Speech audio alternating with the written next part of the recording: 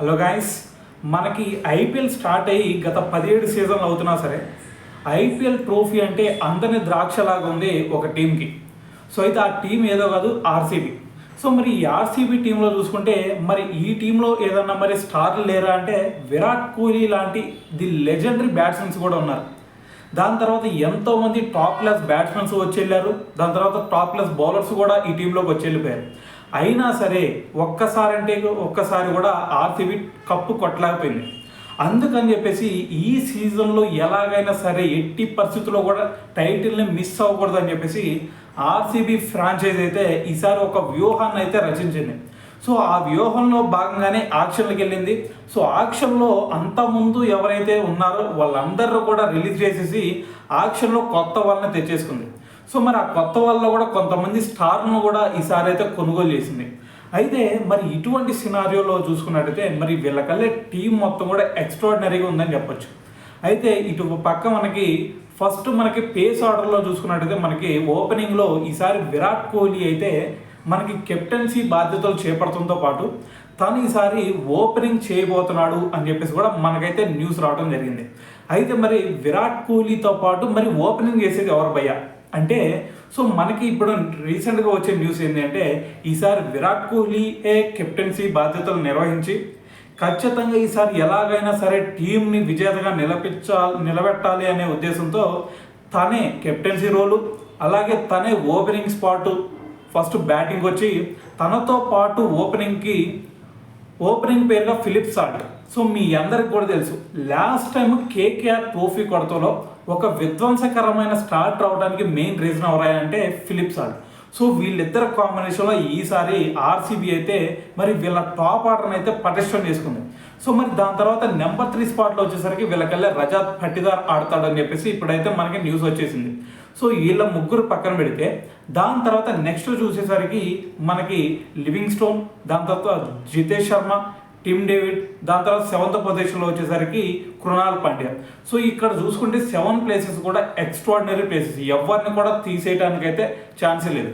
So మరి ఇక్కడ living stone కనుక మీరు చూసుకున్నట్టయితే ప్రతి మ్యాచ్లో ఆడతాడు అని అయితే నేను చెప్పను, కానీ తనదైన రోజున మాత్రం టీం ఎలా ఉన్నా సరే ఎటువంటి పరిస్థితుల్లో ఉన్నా సరే ఖచ్చితంగా విజయాన్ని మాత్రం ఆర్సీబీకి అందిస్తాడు. దీంట్లో ఎటువంటి డౌట్ అవసరం లేదు ఎవరికైనా సరే.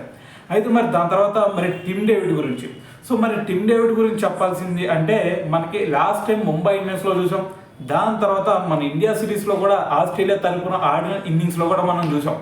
సో దాంట్లో ఒక్కసారి కనుక మీరు లుక్ ఎత్తే విధ్వంసాన్ని క్రియేట్ చేయడంలో టిమ్ డేవిడ్కి సాటి ఎవరు రారు అని చెప్పేసి మనం ఒక స్టేట్మెంట్ కూడా వదిలేయచ్చు. ఎందుకంటే అటువంటి విధ్వంసం క్రియేట్ చేయగలుగుతాడు. లివింగ్ స్టోన్తో కలిశాడు అంటే ఆటోమేటిక్గా ఆర్సీబీకి తిరుగులేదని చెప్పొచ్చు ఈసారి సీజన్లో.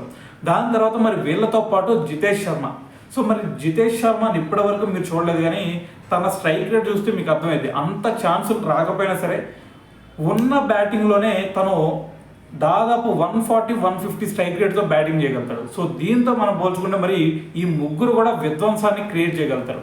సో దాని తర్వాత మరి మీ అందరూ తెలిసిందే కృణాల్ పాండ్యా. సో మరి కృణాల్ పాండ్యా గురించి చెప్పాలి అంటే మరి మ్యాచ్లో అందరు కనుక మరి అవుట్ అయిన సిచ్యువేషన్ ఏదన్నా ఉందంటే అప్పుడు మనకి జడేజా లాంటి టీంని ఆదుకునే ప్లేయరు మనకి కృణాల్ పాండ్యా. సో వీళ్ళతో పాటు మనకి ఒక ఇంపాక్ట్ ప్లేయర్ కూడా ఇక్కడ ఉన్నాడు. సో ఆ ఇంపాక్ట్ ప్లేయరే దేవదత్ పడికల్. సో మరి పడికల్ ఈసారి ఇంపాక్ట్ ప్లేయర్గా వచ్చే ఛాన్స్ ఉంది.